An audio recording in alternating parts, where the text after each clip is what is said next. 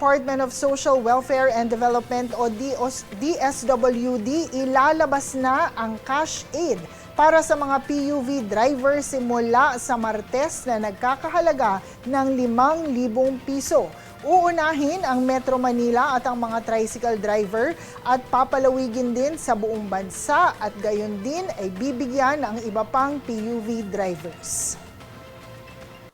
Tulad ng nasabi ni Secretary Banoy, na ang direktiba ng ating Pangulo ay gamitin ang lahat ng mga programa ng DSWD para maprotektahan natin ang mga mahihirap, marginalized, the poor, and the vulnerable.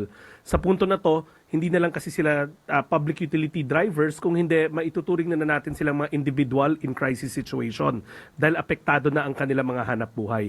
At dyan papasok ang AICS or the Assistance in Individual in Crisis Situation Program ng DSWD.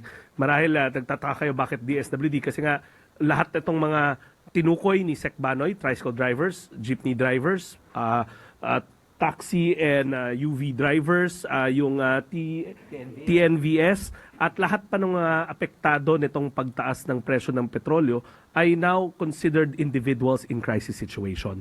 So ang napagkasundoan namin ng mga alkalde ng Metro Manila at later on sa buong bansa ay by Tuesday next week, sisimulan na natin yung pagbigay ng tulong pinansyal na naghahalaga sa 5,000 pesos sa mga apektadong sektor na nabanggit ho namin.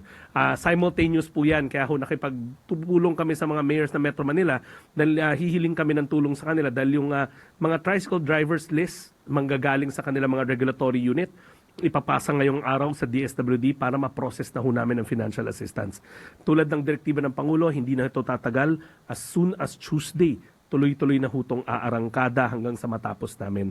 Gusto ko rin i-point out na ang GAA allocation or ang general appropriations ng AICS is at 60 plus billion na ang instruction ng ating Pangulo, that's at our disposal. Ibig sabihin, nilinya na namin kaagad yung 30 billion para kung tatagal pa tong krisis sa gitnang silangan, hindi to magiging isang beses lamang. So naka-standby na yung 30 billion, handang-handa na ang DSWD, nakakasa na rin ang mga mayor, and this is a whole of government approach para masigurado natin na the poor, the marginalized, and the vulnerable, lalong-lalo na yung ating mga driver na mga apektado, ay hindi lumubog sa mga nangyayaring krisis sa gitnang silangan.